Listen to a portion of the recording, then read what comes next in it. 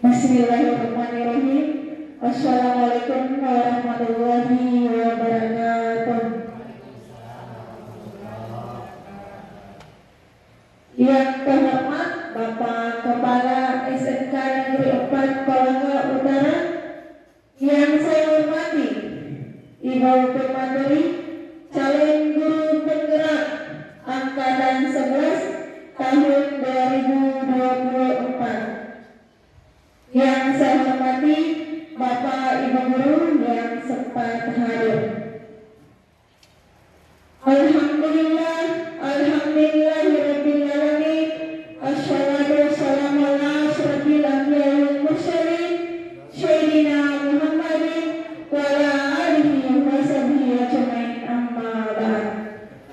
Puji syukur kita panjatkan kehadirat Allah Subhanahu wa taala karena berkah hidayahnya lah sehingga kita masih diberi kesehatan, kesempatan untuk datang di tempat ini untuk melaksanakan diseminasi budaya positif calon guru penggerak Angkatan 11 tahun 2024. Tak lupa pula kita kirimkan salawat serta salam kepada junjungan kita Nabiullah Muhammad SAW yang telah mengantarkan kita dari alam kegelapan menuju alam yang terang benderang yang seperti kita rasakan saat ini. Semoga apa yang kita laksanakan pada kegiatan ini dapat bermanfaat untuk kita semua. Amin.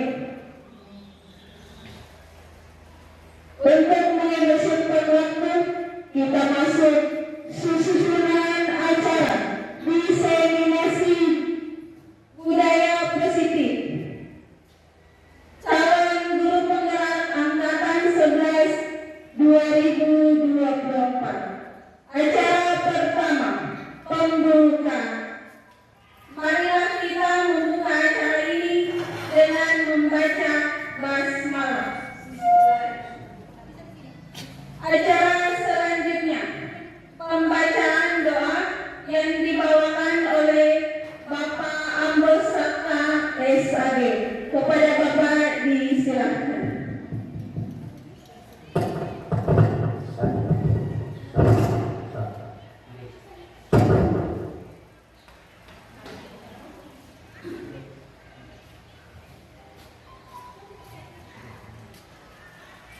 Bismillahirrahmanirrahim. Assalamualaikum warahmatullahi wabarakatuh.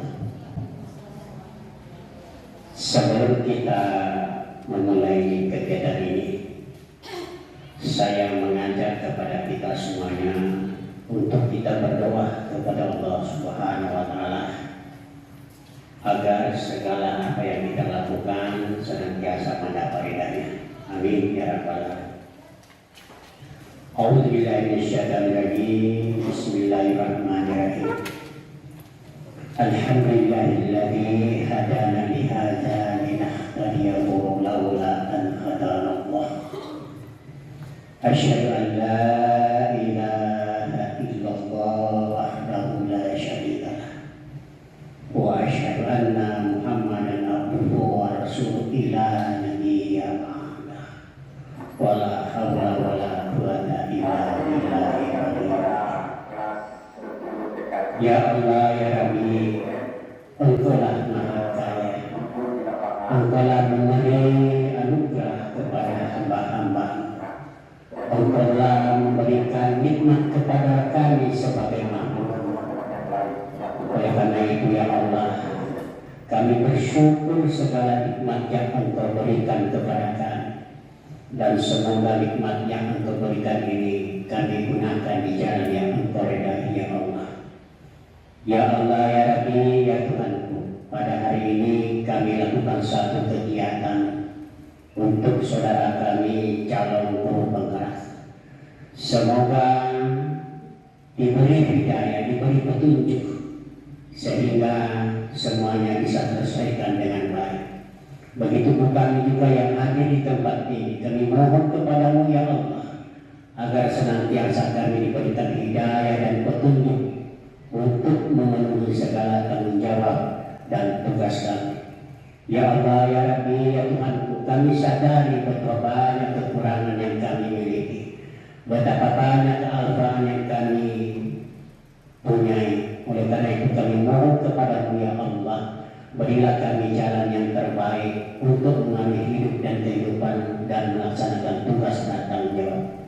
Ya Allah, ya Rabbi, ya Tuhanku, betapa banyak dosa dan kehilapan yang kami lakukan ya Allah. Terkadang kami sengaja, terkadang kami tahu bahwa itu adalah pelanggaran, tapi kami tetap saja melakukan perbuatan itu ya Allah. Kami mohon kepadamu ya Allah, ampunilah segala dosa dan kesalahan kami. Begitu juga dengan kesalahan dan dosa kedua orang tua kami ya Allah. Andaikan orang tua kami sudah tidak ada di dunia ini ya Allah, berilah kelapangan, berilah dia ketenangan, kesenangan di dalam surga ya Allah.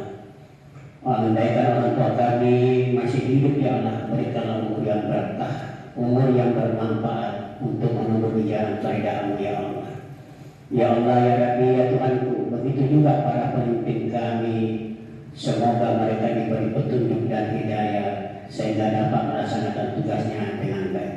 Ya Allah, ya Rabbi, hanya kepadamu lah kami berserah diri, hanya kepadamu lah kami minta petunjuk. Terimalah doa dan harapan kami. Allahumma ghafir lil muslimin wal muslimat wal mu'minin wal mu'minat al akhir wal batin karya karya. Allahumma rabbana dalamna anfusana taghfir lana wa tarhamna lakunanna minal khasirin. Allahumma ghafir lana wa liwalidina warhamhuma kama rabbayana shighara. Allahumma rabbana innana amanna faghfir lana dzunubana wa qina adzabannar. Allahumma rabbana salamatan fid dunya wal akhirah. Rabbana atina fid dunya hasanah wa fil akhirati hasanatan wa qina adzabannar. Sallallahu ala sayyidina Muhammadin wa ala alihi wa ashabihi ajmain. Subhana rabbika izzati amma yasifun wa salamun alal mursalin walhamdulillahi rabbil alamin. Wassalamualaikum warahmatullahi wabarakatuh.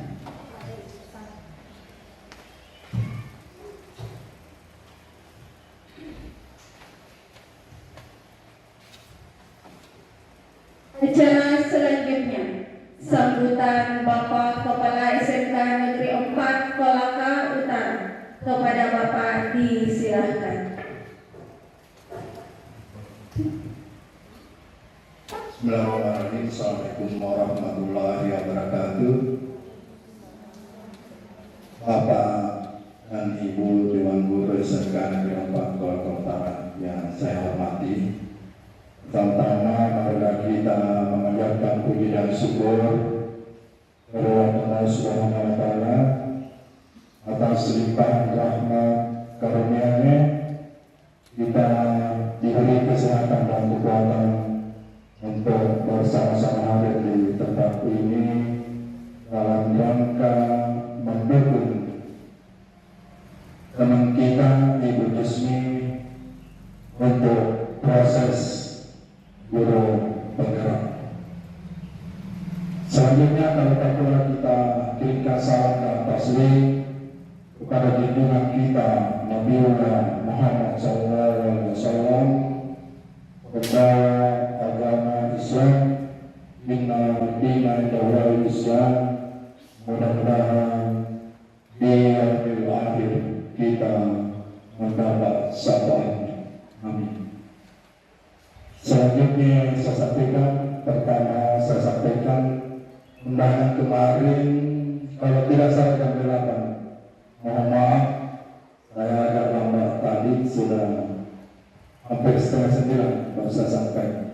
Ya karena ada urusan di rumah, jadi saya agak lambat.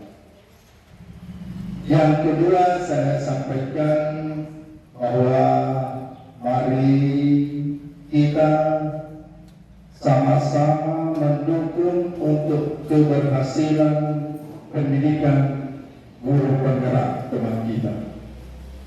Mudah-mudahan tahun ini bertambah 1 jadi 2, tahun depan ada lagi tambahannya. Karena tambah banyak itu guru penggerak yang ada di sekolah itu, tambah banyak yang bisa memberikan imbasnya kepada teman-teman kita. Tambah banyak yang rajin membaca. Bukan berarti yang bukan guru penggerak itu adalah malas, tapi kalau guru penggerak harus dan wajib membaca, harus dan wajib tiap hari lebih ada tugasnya yang harus diselesaikan. Jadi mohon kepada teman-teman, kita dukung teman kita. Kalau kita sudah hadir di sini, itu berarti dukungan. Berbagi budaya positif itu seharusnya lebih banyak teman yang hadir di sini lebih bagus. Ya, nanti kita sebentar, mungkin jam 10 kita suruh pulang anak-anak supaya kita masuk semua di sini. Karena ini berbagi, barangkali setiap teman itu mengungkapkan atau menulis apa yang bisa disampaikan kepada teman yang lainnya. Budaya yang baik yang bisa kita contoh. Mari sempat saya tanya-tanya, kita ini di sini budayanya masih agak keras. Bukan agak keras mau menghukum atau apa. Itu saya beri contoh, kalau kita kasih apel, kalau tidak dihibur, tidak cepat-cepat. Kira ada cara lain untuk hidup. Tapi kalau tidak ada yang lain, ya apa berbuat? Daripada kita pukul anak-anak, lebih dihidup saja supaya tetap berkumpul anak-anak. Itu salah satu mungkin bagian dari budaya. Selanjutnya hari ini dua kegiatan. Kegiatan berikutnya sebentar adalah bedah baca mutu. Ada jalannya. Tapi sebelumnya saya ingin ucapkan terima kasih kepada teman-teman. Dan mungkin barangkali sebentar dilanjutkan itu kita bahas dulu ini diseminasi budaya positif. Saya kira untuk sementara itu demikian dulu. Terima kasih. Terima kasih. Billahi taufiq wal hidayah. Assalamualaikum warahmatullahi wabarakatuh.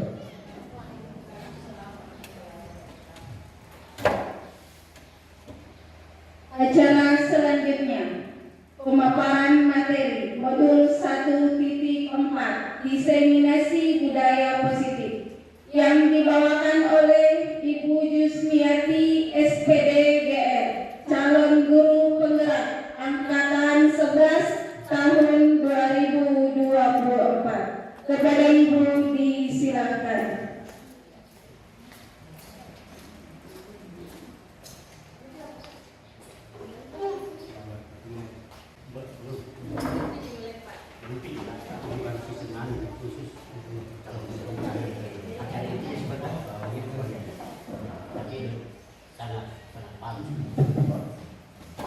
Bismillahirrahmanirrahim. Assalamualaikum warahmatullahi wabarakatuh. Yang terhormat Bapak Komite SMK Negeri 4 Kolaka Utara, yang terhormat Bapak Kepala SMK Negeri 4 Kolaka Utara, yang kami hormati para Wapasek yang sempat hadir, dan Bapak Ibu SMK Negeri 4 Kolaka Utara. Puji syukur kita panjatkan kehadiran Allah Subhanahu wa Ta'ala, karena pada pagi hari ini kita masih diberi kesehatan dan kesempatan untuk hadir bersama-sama dalam kegiatan calon guru penggerak, yaitu destinasi budaya positif.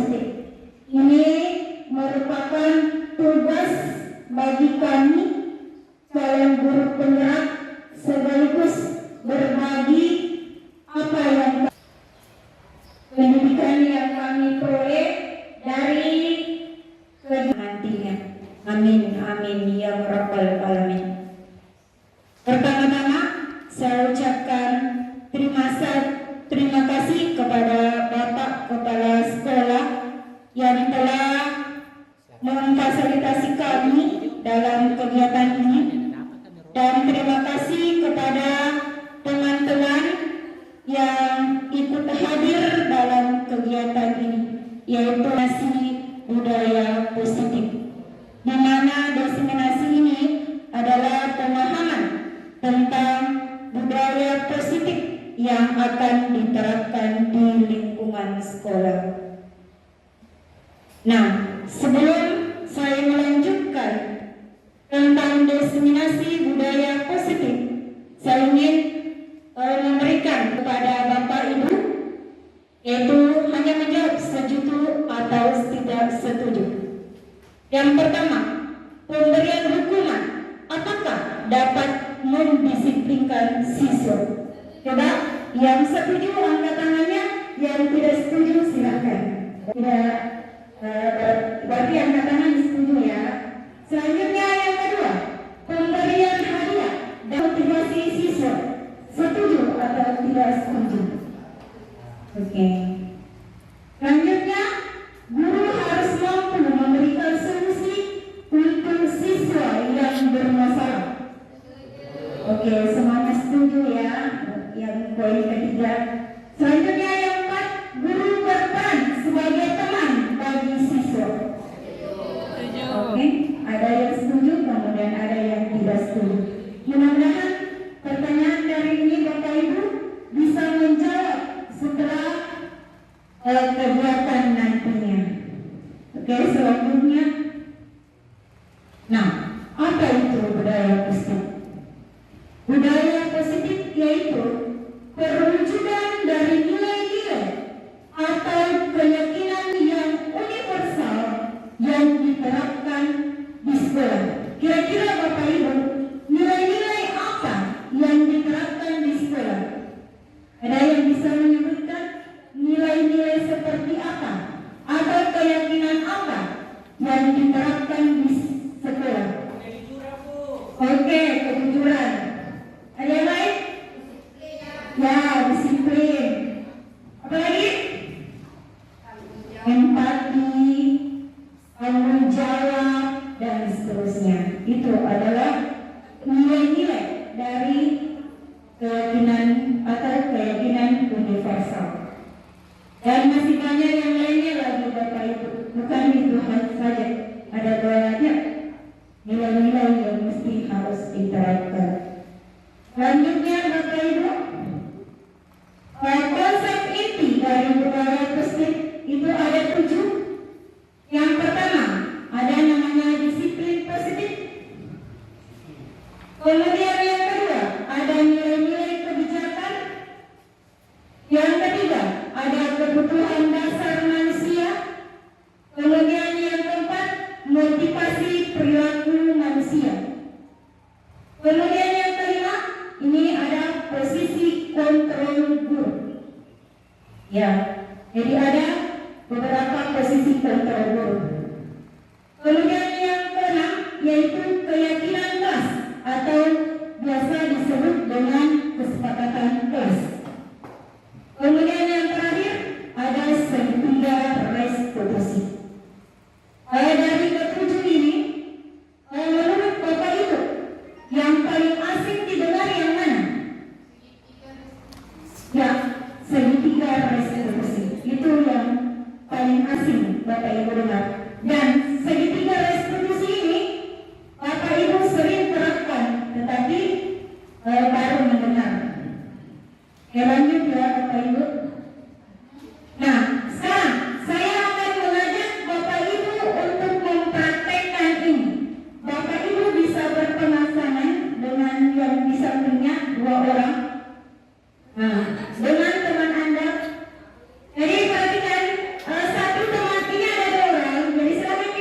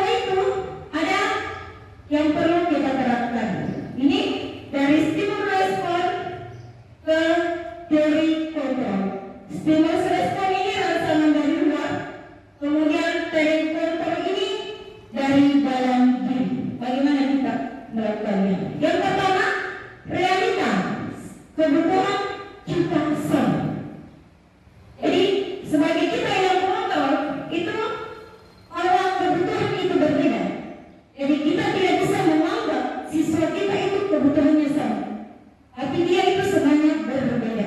Karena semua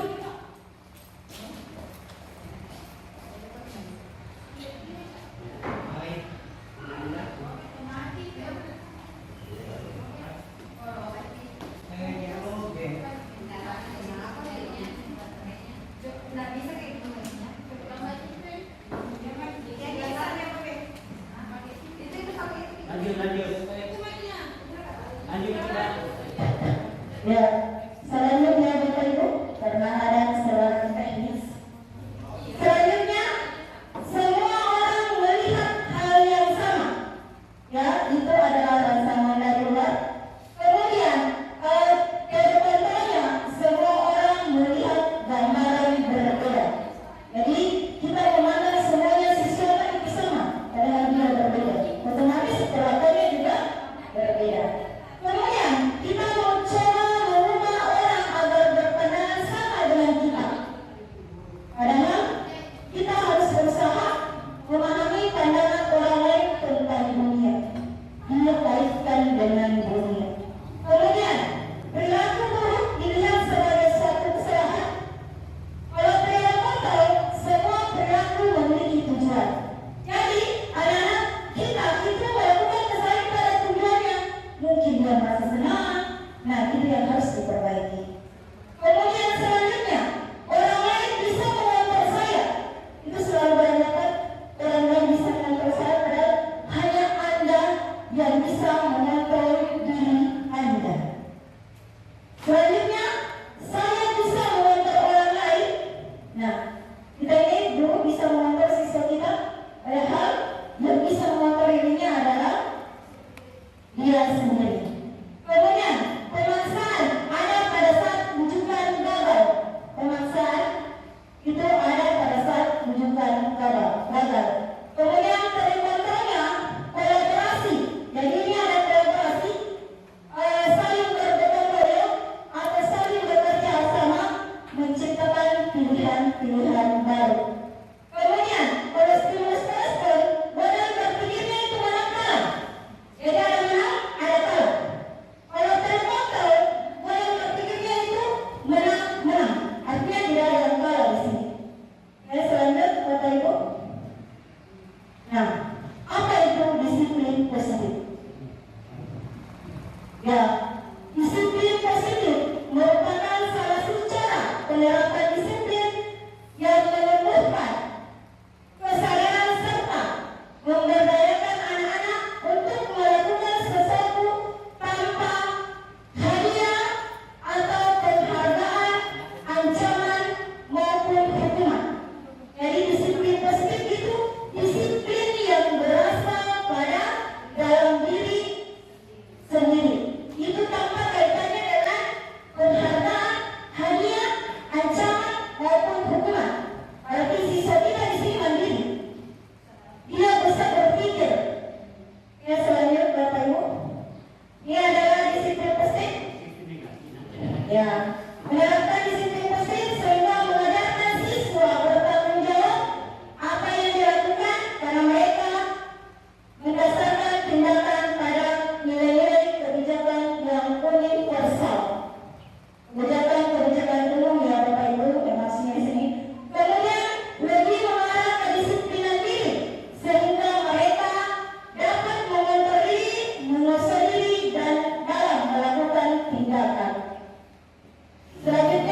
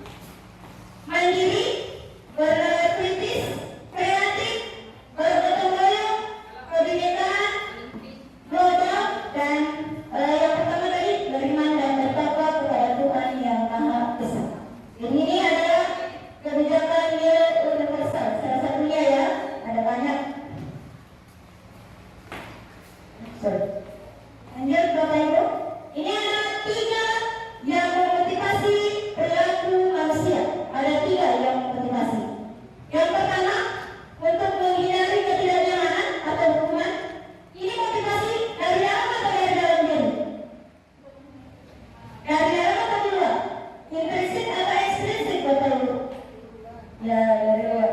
Kemudian yang kedua, untuk mendapatkan imbalan dan penghargaan dari orang lain. Ini motivasi dari luar. Selanjutnya, yang ketiga, untuk menjadi orang yang mereka inginkan dan menghargai diri sendiri dengan nilai-nilai universal yang mereka percaya.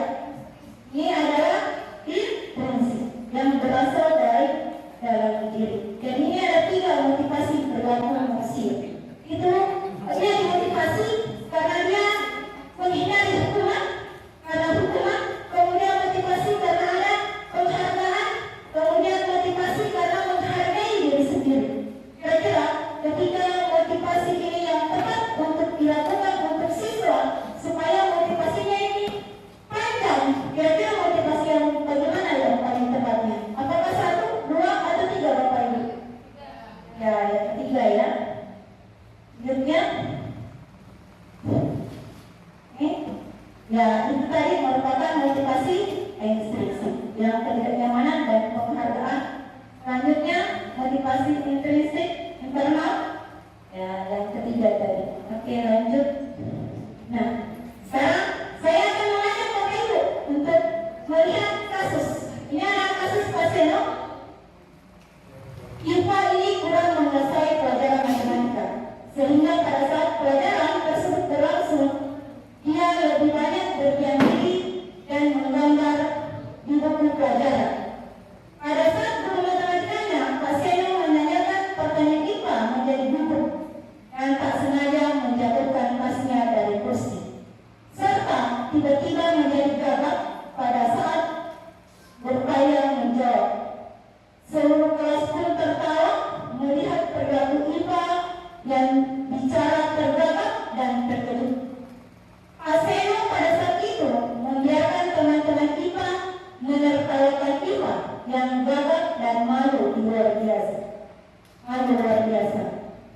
Dan malahan meminta IPA untuk maju ke depan dan berdiri di depan kelas sambil menunjuk hidungnya karena tidak bisa menjawab pertanyaan Pak Seno. Kelas makin gaduh dan anak-anak pun tertawa melihat IPA di depan kelas memegang ujung hidungnya. Bisa dicerna ya Bapak Ibu? Nah, sekarang pertanyaannya,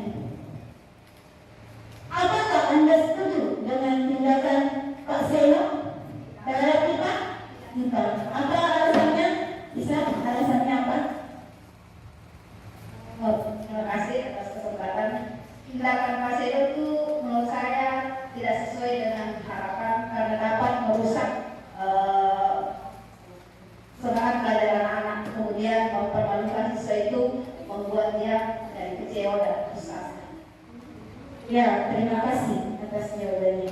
Selanjutnya yang kedua, menurut Anda tindakan Pak Seno terhadap IPA adalah sebuah hukuman atau konsekuensi? Hukuman atau konsekuensi yang tadi diterapkan. Tadi IPA disuruh maju ke depan, kemudian di hari itu menunjuk ya, apa hukuman atau konsekuensi Bapak Ibu yang dilakukan oleh Pak Seno tadi? Hukuman? Konsekuensi? Yang tadi menunjuk itu artinya menghardik ya. Hukuman atau konsekuensi? Ibu berubah hukuman? Ya, hukuman ya Bapak Ibu. Karena dia menghardik, menunjuk.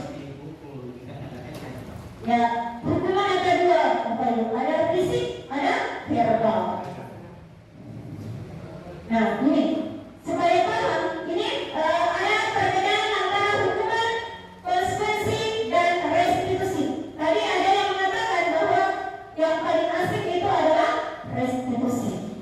Nah, ini ada identitas gagal, kemudian ada identitas sukses.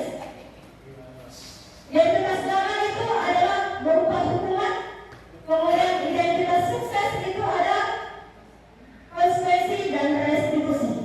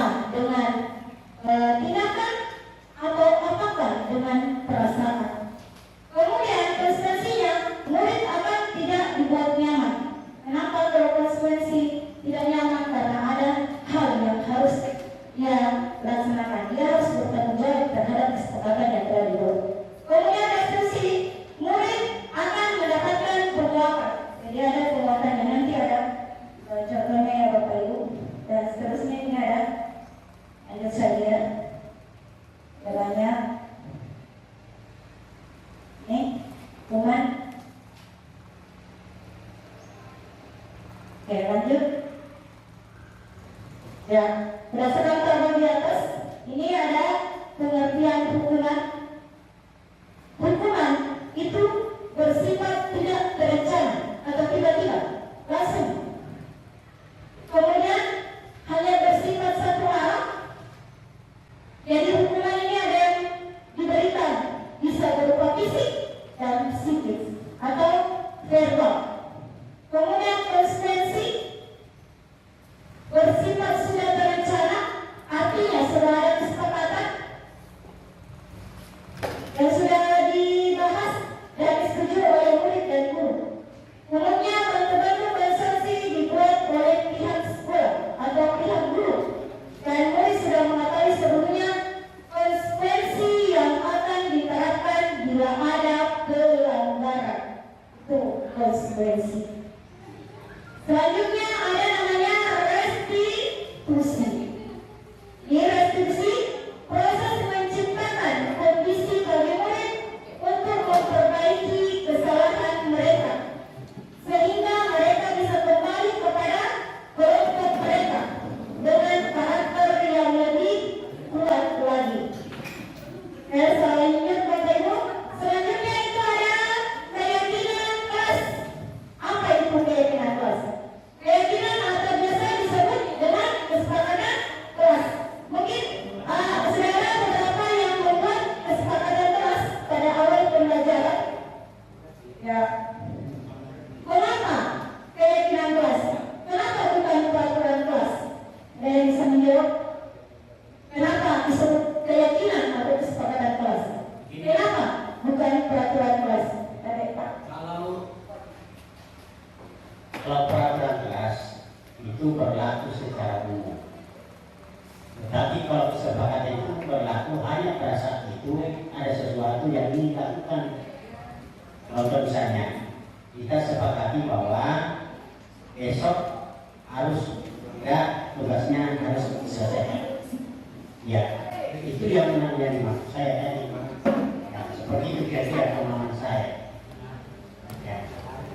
Kalau yang tadi peraturan kelas itu bersifat umum, ya, dan tidak ada jangka waktu tertentu yang harus dilakukan. Tapi kalau kesepakatan adalah sesuatu yang menjadi komitmen bersama dan berlaku pada saat dibutuhkan.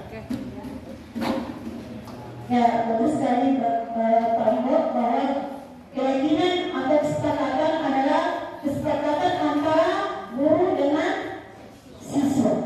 Kalau peraturan kelas ini berlaku secara umum. Oke, lanjut ya.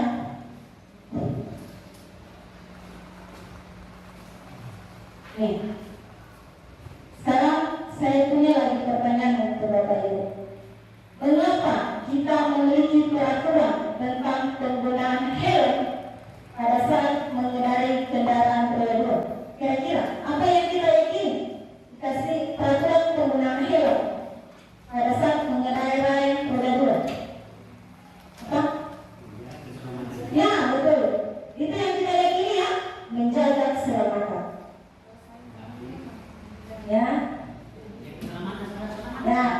Kemudian, mengapa kita memiliki peraturan mencuci tangan sebelum makan? Ya, itu tentang kesehatan ya. Nah itu yang kita yakini. Maka begitu juga yang akan diterapkan ke siswa.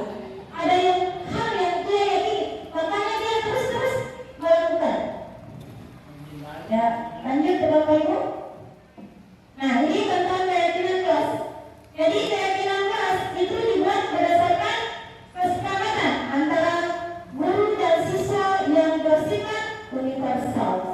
Kemudian peraturan biasanya dibuat oleh guru. Ini adalah peraturan biasanya hanya dibuat oleh guru, hanya bersifat satu arah. Beda dengan keyakinan. Kalau keyakinan kesepakatan antara guru dan siswa. Lanjut ya Bapak Ibu. Nah, ini ada prosedur pembentukan keyakinan kelas. Jadi keyakinan kelas itu ada tahap-tahapnya Bapak Ibu. Kita harus berkolaborasi dengan siswa dalam menentukan keyakinan kelas. Dan ini saya sudah terapkan sesiswa, dan alhamdulillah itu maling-maling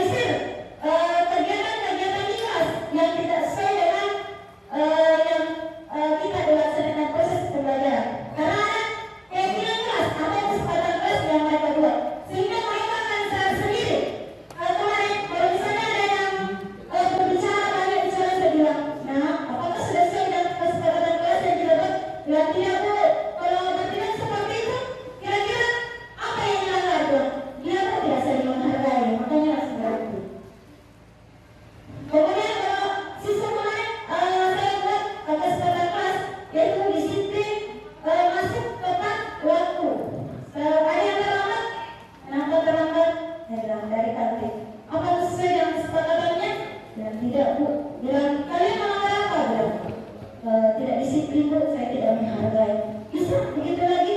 Nah tidak Bu. Dan akhirnya pertemuan berikutnya saya deteksi, alhamdulillah sudah ada perubahan. Oke, jadi Presiden pembentukan keyakinan kelas yang pertama itu mempersiapkan warga sekolah untuk mencurahkan idenya tentang peraturan kelas yang disepakati.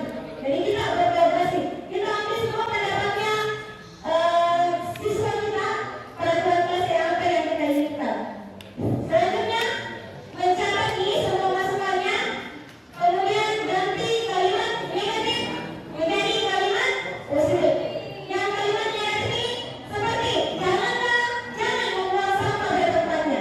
Kalimat positifnya buanglah sampah pada tempatnya. Itu kalimat positif dan kalimat negatif. Selanjutnya tinggal curah kembali pendapat yang terkumpul dan susun menjadi keyakinan kelas. Selanjutnya yang kelima, jadi keyakinan kelas ini yang kita buat jangan terlalu banyak Bapak Ibu, cukup 3 sampai 7 saja supaya ketika kita masuk mengajar itu hal yang pertama yang harus diingatkan itu keyakinan kelasnya. Seperti membuang sampah pada tempatnya. Bapak anak-anakku silakan diperhatikan apakah sudah sesuai dengan keyakinan kelas kita. Apa yang pertama? Disiplin dan waktu. Apakah semuanya disiplin anak? Dan tidak Bu, ada yang tidak masuk atau semuanya disiplin Bu. Selanjutnya mengenai sampah, apakah semuanya menjaga lingkungan kita? Apakah semuanya sudah membuang sampah pada tempatnya? Mereka langsung ngecek semua di dalam meja. Oh ada Bu, nah, langsung buang sendiri. Jadi itu adalah nilai tanggung jawab yang diterapkan ke siswa. Lanjut, yang meninjau dan menyetujui dan menandatangani. Jadi kesepakatan kelas yang saya terapkan di kelas itu, mereka itu tulis di bagian depan bukunya. Jadi setiap masuk jadinya itu, saya tanyakan, harus setiap saat disampaikan. Karena budaya itu adalah kebiasaan positif yang disampaikan. Dan siswa kita ini perlu menuntut, siswa kita ini perlu dituntut untuk menciptakan kedisiplinan pada siswa. Oke, selanjutnya keyakinan kelas ditempel di dinding kelas.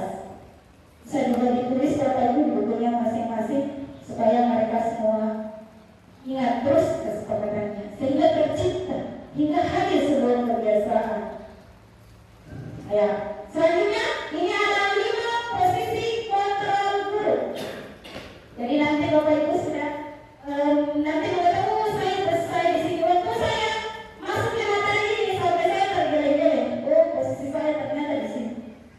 Yang pertama itu hukum, membuat merasa bersalah, teman, pemantau, dan manajer. Ya, saya akan putarkan sedikit video ya Bapak Ibu. Kita percepat saja. Posisi kontrol dulu. Yang pertama tadi sebagai Saya sebagai teman saya.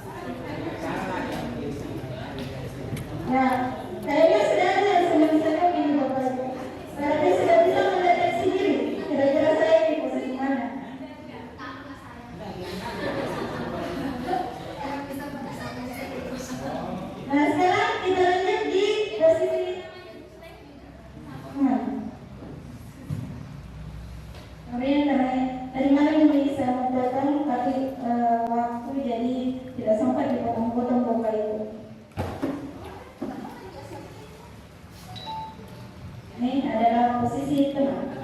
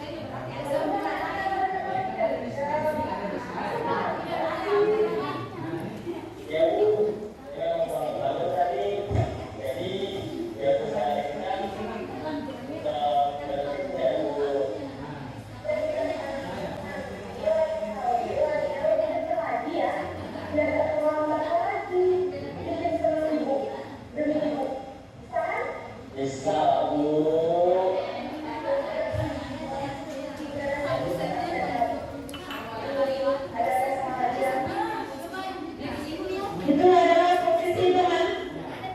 Sekarang kita menanyakan bahwa dari ibunya tidak usah kita lanjut terus. Itu adalah posisi teman. Dan itu semuanya ada dampaknya pada ibu terhadap siswa.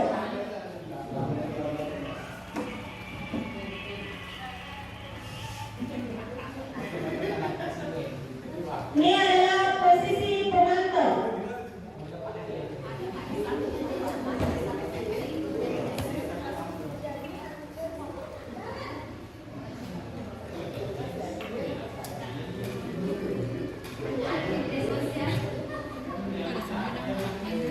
Ini adalah posisi pemantau.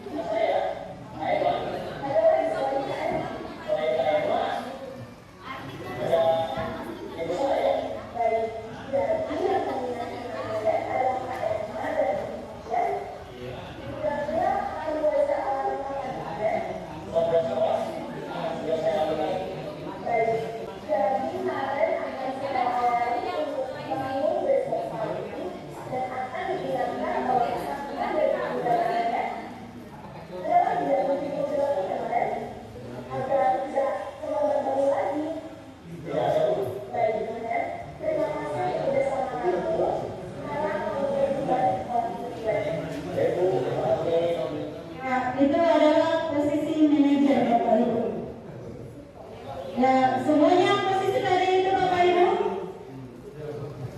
Itu ada dampaknya ke siswa. Jadi semuanya ada dampaknya Bapak Ibu. Kita lanjut di tadi yang pertama yaitu posisi punggung. Ini ada yang dilakukan guru. Jadi punggung itu nada suara tinggi, kemudian ada bahasa tubuh, mata melompat, kemudian jari menunjuk-nunjuk, mengharding,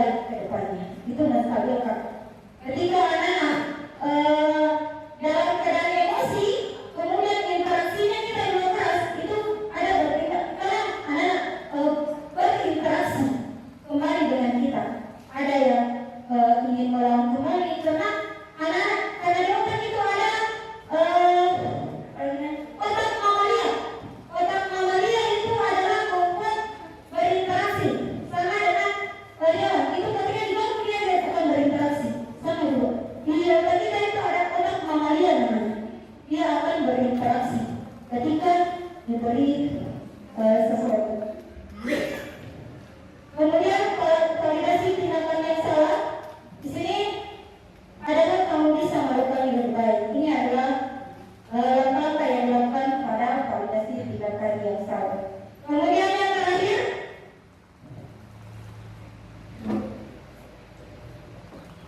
ini adalah yang terakhir tadi menanyakan keyakinan Bapak Ibu.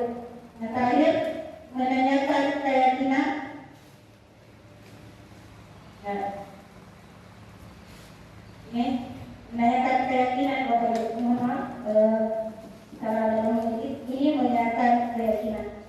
Ya, jadi Bapak Ibu sebelum ini berlangsung, langkah pertama keyakinan yang dibuat itu adalah membuat keyakinan kelas dulu. Dari keyakinan kelas itu akan mendisiplinkan siswa. Jika ada pelanggaran, maka kita beralih keyakinan kelas apa yang dilakukan. Kemudian kita akan merestitusi. Setelah merestitusi tidak berhasil, sudah sering kali merestitusi, tapi tidak berhasil, maka kita untuk ke memantau. Jadi ada konsekuensi, ada kesempatan dulu. Kalau lain kali melanggar lagi ada kesempatannya. Tidak apa-apa. Kalau misalnya pelajaran olahraga disuruh keliling lapangan dan apa kalau dia terlambat, tetapi sebelumnya itu harus ada kesepakatan antara guru dengan siswa sehingga dia merasa diterima dalam lingkungannya. Ya, demikian Bapak Ibu yang sempat saya sampaikan. Mudah-mudahan yang tadi yang terjawab di slide pertama tadi itu ada sudah bisa terjawab. Tadi apakah pemberian hukuman itu dapat memotivasi siswa? Kemudian yang selanjutnya yang mudah-mudahan ini jawabannya bisa terjawab dari apa yang saya sampaikan. Baik, kembalikan kepada moderator. Itu tadi pemaparan tentang diseminasi budaya positif. Sekarang kita buka sesi tanya jawab. Mungkin dari pemaparan tadi ada yang Bapak Ibu ingin tanyakan. Silakan Bapak Ibu yang mau bertanya. Disebut nama dengan mapel yang diampu, Pak.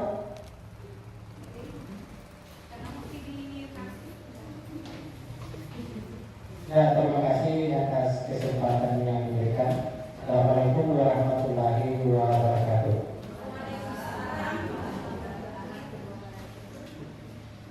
Nama saya Munawar Ismail ST, mengajar pada mata pelajaran produktif otomotif. Ya, jadi yang ingin saya tanyakan di sini adalah tentang tadi ada 5 posisi guru. Nah, di antaranya itu kalau saya selama ini saya anggap posisi saya itu sebagai teman bagi mereka. Nah, setelah saya lihat tadi dampaknya ke siswa, masih ada kekurangannya. Ya, sebagai teman. Nah, yang ingin saya minta penjelasan dari pengalamannya Ibu sebagai calon pekerja atau Ibu Jombrianis yang telah menyelesaikan semua materi-materi di guru penggerak ini, bahwa di mana atau posisi yang mana yang seharusnya atau yang sebaiknya kita memposisikan diri sebagai seorang guru kepada siswa di antara 5 posisi guru tadi. Terima kasih. Assalamualaikum warahmatullahi wabarakatuh.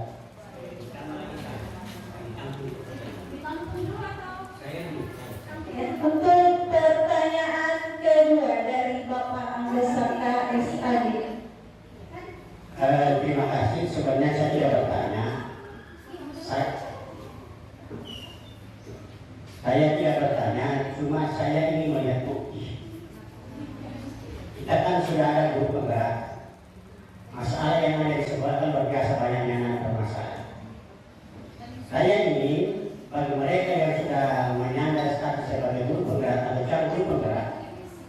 tidak ada suatu bentuk atau metode yang langsung ditangani kepada siswa yang dia menjadi contoh bagi kita.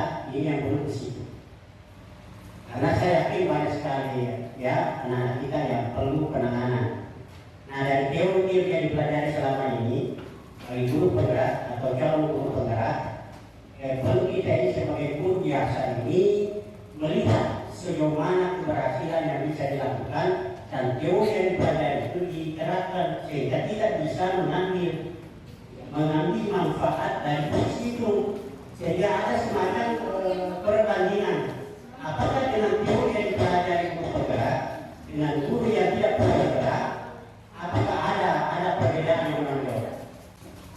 Kalau misalnya ada perbedaan yang menonjol dalam hal penanganan terhadap siswa yang bermasalah, saya kira ini kita ini sepakat untuk berpindah ke sana supaya kita kan menginginkan siswa baik-baik semua. Ya itu, barangkali ini perlu. Ya, saya ini kan hanya sekedar teori, tapi betul dari lapangan menangani anak-anak yang bermasalah. Terima kasih. Ada anak-anak yang tidak bisa pakai teori. Itu tadi pertanyaan kedua. Sekarang pertanyaan ketiga dari Ibu Nurfa SP. Baik, assalamualaikum warahmatullahi wabarakatuh. Terima kasih atas kesempatan yang diberikan kepada saya. Saya Ibu Nurfa, mengajar mata pelajaran IPAS sekaligus D5. Jadi di sini saya hanya ingin menyampaikan sedikit pengalaman yang saya dapatkan di lapangan. Jadi kalau melihat seperti yang dikatakan Bapak sebelumnya, bahwa teori ini baik untuk kita terapkan di sekolah. Sangat-sangat baik ketika semua teori yang dipaparkan itu bisa kita terapkan dengan baik di sekolah. Tetapi realitanya adalah tidak semua hal yang dipaparkan sesuai dengan kondisi peserta didik kita. Terkadang ada peserta didik yang memang membutuhkan dukungan, ada peserta didik yang membutuhkan konsekuensi, dan ada yang membutuhkan restitusi. Nah, sementara di teorinya itu kan idealnya ada. Nah, bagaimana jika situasi itu kita dihadapkan pada realita yang seperti itu? Dihadapkan pada situasi secara bersamaan. Memang mau tidak mau, peserta didik ini memang harus diberikan hukuman. Nah, posisi kita sebagai guru harus bagaimana? Sementara kita dianjurkan untuk tidak melakukan itu sebagai seorang guru. Apakah kita harus terus-menerus menerapkan teori saja, sementara dampaknya dianggap belum berhasil? Baik, saya kira itu. Terima kasih. Assalamualaikum warahmatullahi wabarakatuh.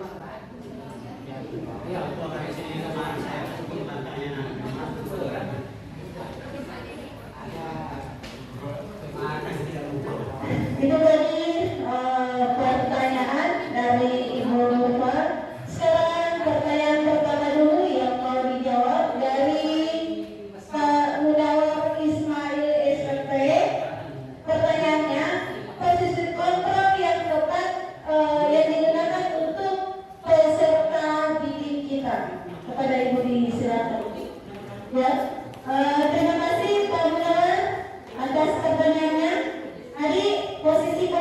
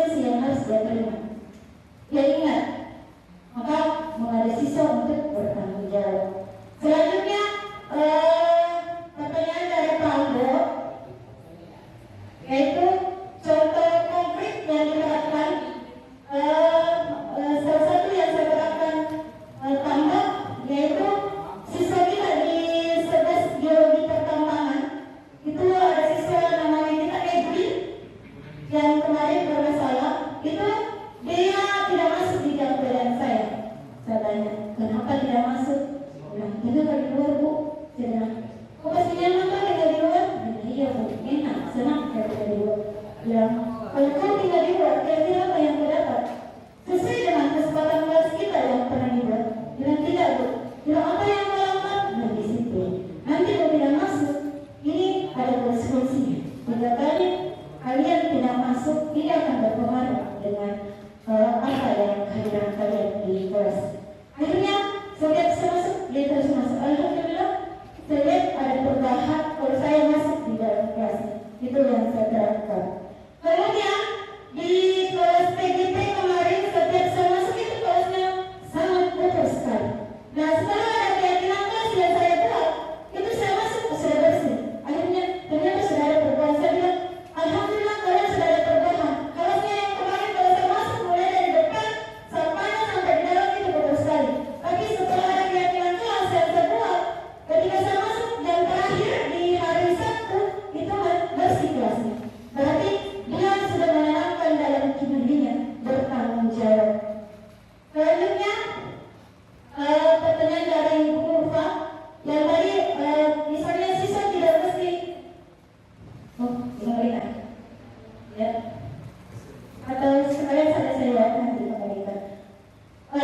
Tadi Bu Nurfa bilang tidak mesti harusnya siswa itu tidak mesti direstitusi semua ya, tidak mesti memang direstitusi semua karena kalau kita direstitusi terus tidak berhasil maka kita pun jadi pemangku, jangan jadi penghukum Bapak Ibu. Itu akan membuat siswa jadi keras dan akan berdampak ke kondisi lingkungan sekolah kita yang aman dan nyaman. Budaya positif ini adalah menciptakan lingkungan aman dan nyaman. Jadi kalau misalnya dibayangkan kita semua ini gurunya, semuanya dalam posisi penghukum Bapak Ibu. Semua besok terlalu dihukum lagi, sudah besok terlalu dihukum lagi. Kira-kira bagaimana siswa kita ini yang sering dihukum? Apakah dia merasa nyaman tinggal di sekolah atau tidak? Termasuk tadi tidak nyaman ya. Ya demikian mungkin bisa dikembalikan. Itu tadi jawaban dari Bu Materi. Bagaimana tadi Pak Munawar jawaban dari Bu Materi tentang posisi yang tepat? Oke. Kemudian pertanyaan kedua yang bukti konkret yang digunakan oleh guru penggerak bagaimana tadi Pak? Sudah oke. Kemudian pertanyaan yang ketiga, Ibu Nurfa bagaimana tadi? Oke, bisa diterima.